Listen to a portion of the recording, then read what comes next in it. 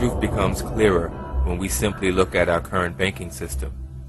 According to a report entitled The Federal Reserve Directors, a study of corporate banking influence conducted by the Committee on Banking, Currency and Housing, House of Representatives in August 1976, it was concluded that all major financial banking cartels of the United States are all subsidiaries of the London Bank of England. In other words, the Neiman Rothschild Bank owns every major bank in the United States.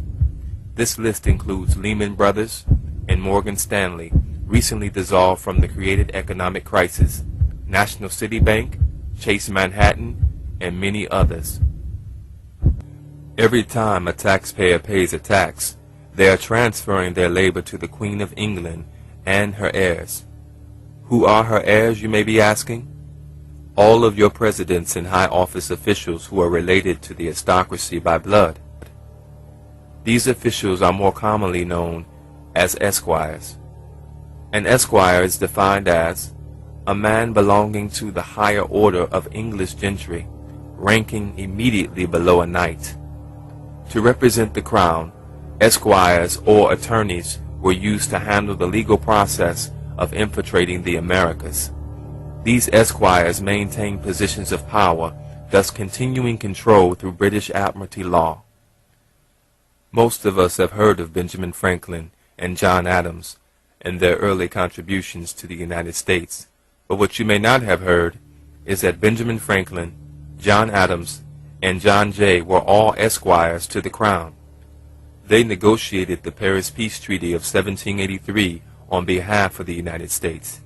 It becomes clearer now why the treaty seems to align in favor of the British, even though they supposedly lost the war.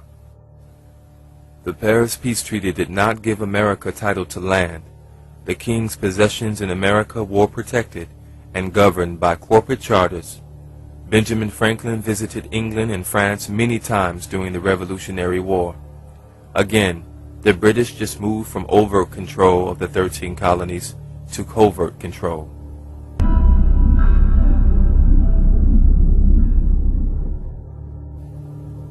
After the Civil War, the United States was financially weakened. Low on resources and still struggling to put the country back together, America needed money.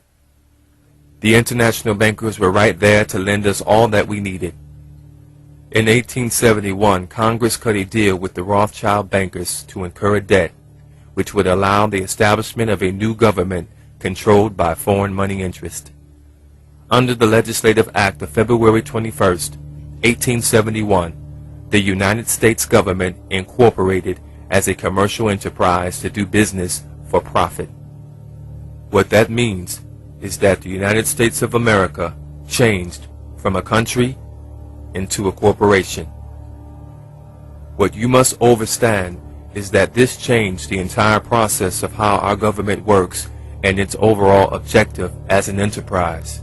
This Legislative Act of 1871 designated the District of Columbia under a separate form of government with separate jurisdiction from the rest of the Union States. With the United States of America now incorporated as a commercial enterprise, the country could borrow huge sums of money from the international bankers. The debt would eventually get so high that by 1933, just 62 years later, the United States would have to file for Chapter 11. Because of the Legislative Act of February 21, 1871, Washington, D.C. is not a state, but a jurisdiction called the District of Columbia. The evidence for this fact can be found in the 41st Congress, Session 3, Chapter 62, 1871, when they state, "An act to provide a government for the District of Columbia, be it enacted by the Senate and House of Representatives of the United States and Congress assembled, that part of the territory of the United States included within the limits of the District of Columbia be, and the same is hereby created into a government by the name of the District of Columbia, by which name is hereby constituted a body corporate for municipal purposes, and may be contracted with sue, and be sued. In short, the 50 states are separate from the jurisdictional lands of the District of Columbia. This district is a corporation called the United States of America. Contrary to what you were taught in school, the United States is not a country. It is a corporation like IBM, General Motors, or Microsoft. This corporation has legal jurisdiction to do business and create franchises. Consider the other 50 states as franchises for the parent company of the United States of America. This is why we have a president and not a king or queen. Only kings or queens can rule countries. Legally, a president cannot rule over a country, but can make decisions on behalf of the king or queen. In the case of the United States, that is exactly what our president does. Second of all, we need to know and understand that he's not the president of America, so to speak. I think he's just the president of a corporation. You understand what I'm saying? So this whole president of the United States of America, no such thing. He's the president of a corporation. And in any corporation, AT&T, IBM, McDonald's, whatever. Countries don't have presidents. Corporations do. Whenever the president is being introduced, he or she may be referred to as the President of the United States. The United States of America is no different than General Motors of Detroit or Sears and Roebuck of Chicago. These descriptions are referring to companies which reside in a specific jurisdictional area. In Volume 20, Corpus Juris Secundum, 1785, it states, the United States government is a foreign corporation with respect to a state. Each of the 50 states is foreign to the other. This is why you can gamble in Las Vegas, Nevada, but not in Utah. This is also the reason why persons who commit crimes in one state and flee to another are extradited back to the state where the crime was committed. This is done because under law, the state where the crime was committed is the only state that has jurisdictional authority. Under business law, every corporation must have a president, a secretary of treasury, and so on. Our president is the President of the United States of America. He is not the President of America.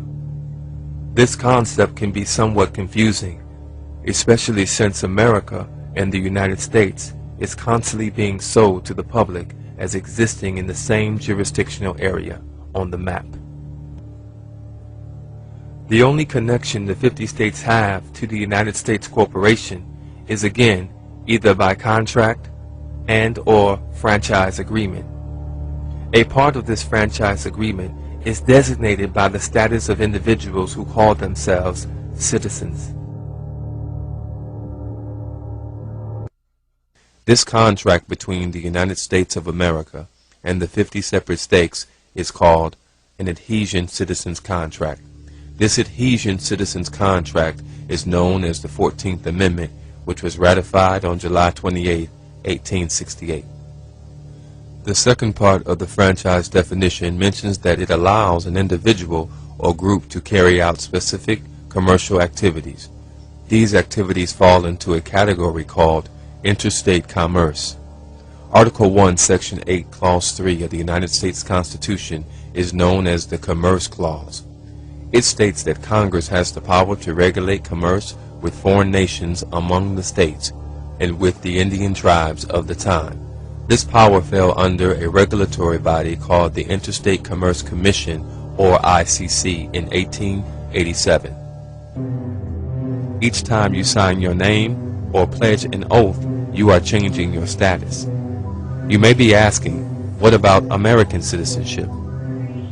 In law, when you see the words American citizen, this denotes that you are a United States citizen contracted into with the birth certificate, social security number, or through your state franchise agreement, which is the adhesion contract of the 14th Amendment. It is critical that you understand that you are not and cannot be an American. An American is a free person who has not made a contractual agreement with the United States Corporation. Remember, you are not an American. You are legally a citizen living in a foreign state. This authorization granted by the corporation called the United States of America can be tied into three main areas of contract, three of which we have mentioned. We looked at the 14th Amendment, and we realized that this amendment was really a contract. It was an adhesion contract between the United States government and the citizenry of this country. What that meant for African Americans was this. It meant that the old days of slave ownership, where a white male owns a slave on a plantation, was done away with. And what the owners who owned those slaves did was transfer their property, which were the slaves, from the slave owner to the United States government under the 14th Amendment. And if you recall, when you study history, you'll know that many of the southern states and those slave owners were compensated for transferring their property over to the United States government.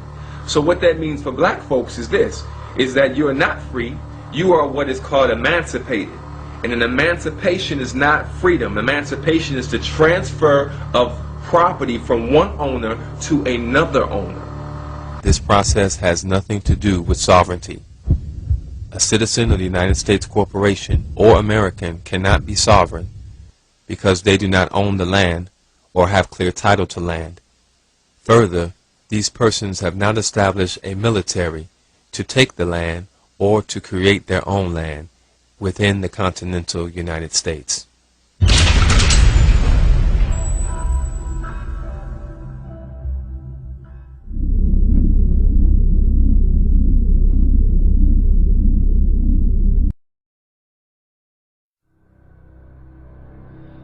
2 years ago, from my research, I'm convinced it's much more serious than that.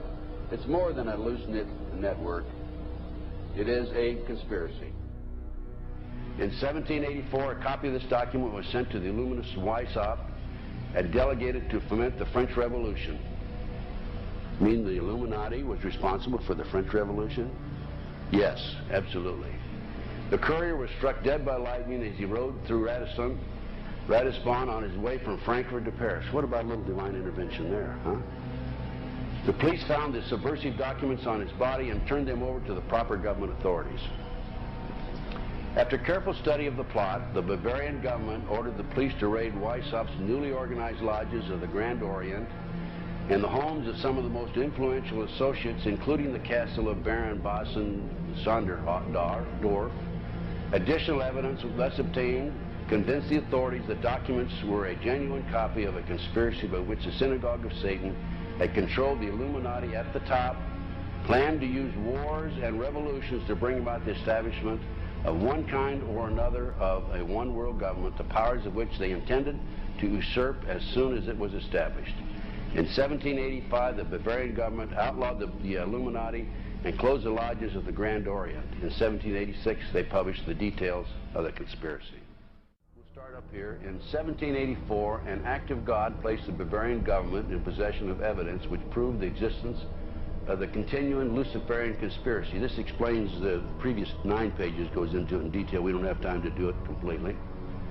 Conspiracy. Adam Weishaupt, a Jesuit-trained professor of canon law, defected from Christianity and embraced the Luciferian ideology while teaching at Ingolstadt University. In 1770, the money lenders who had recently organized the House of Rothschild retained him to revise and modernize the age-old protocols designed to give the Synagogue of Satan ultimate world domination so they can impose the Luciferian ideology upon what remains of the human race after the final social cataclysm by use of satanic despotism. Weishaupt completed his task on May the 1st, 1776. It's a communist holiday, isn't it? May 1, 1776. The plan required the destruction of all existing governments and religions. In 1776, Weishaupt organized the Illuminati to put the plot into execution. The word Illuminati is derived from Lucifer and means holders of the light.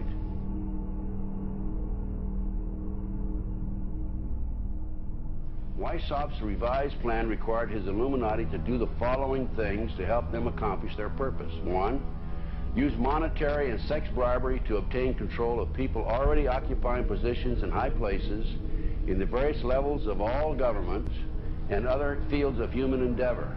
Once an influential person had fallen for the lies, deceits, and temptations of the Illuminati, they were to be held in bondage by application of political and other forms of blackmail and threats of financial ruin, public exposure, and physical harm, and even death to themselves and their loved ones.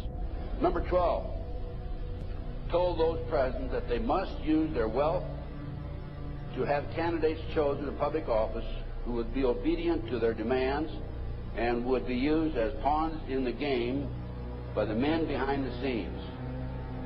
The advisors will have been bred, reared, and trained from childhood to rule the affairs of the world. Number 13, control the press. Number 16, infiltrate into the secret Freemasonry to be used for their purposes. That's been documented many times. Number 17, expound the value of systematic deception, use high-sounding slogans and phrases, and advocate lavish promises to the masses, even though they cannot be kept. I will not forget the wound to our country and those who inflicted it. I will not yield. I will not rest. I will not relent in waging this struggle for freedom and security for the American people.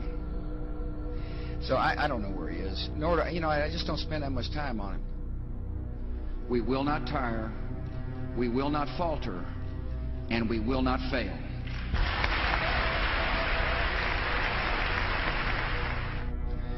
Terror is bigger than one person. And I remember he was telling me how you're going to see soldiers looking in caves for people in Afghanistan and Pakistan and all these places, and there's going to be this war on terror, of which there's no real enemy. Who knows if he's hiding in some cave or not? We hadn't heard from him in a long time. Operation Northwoods, the plan called for innocent people to be shot on American streets. This is the Pentagon. For boats carrying refugees fleeing Cuba to be sunk on the high seas. For a wave of violent terrorism to be launched in Washington, D.C., Miami, and elsewhere. People would be framed for bombings they did not commit. Planes would be hijacked using phony evidence, all of which would be blamed on Castro to justify an invasion of Cuba 40 years ago. An aircraft at Elgin Air Force Base would be painted and numbered as an exact duplicate for a civil registered aircraft belonging to a CIA proprietary organization in the Miami area. At a designate time, the duplicate would be substituted for the actual civil aircraft and would be loaded with selected passengers, all boarded under carefully prepared aliases. The actual registered aircraft would be converted into a drone, remote controlled plane, their word for it. Takeoff times of the drone aircraft and the actual aircraft would be scheduled to allow a rendezvous south of Florida. I mean, he's been tested unlike any other president. This 9/11.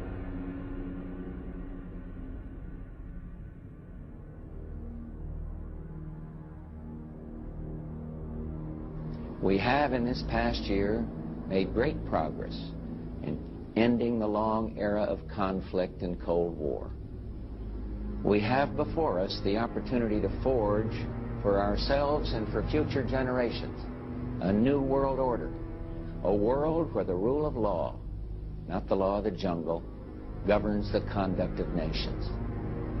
When we are successful, and we will be,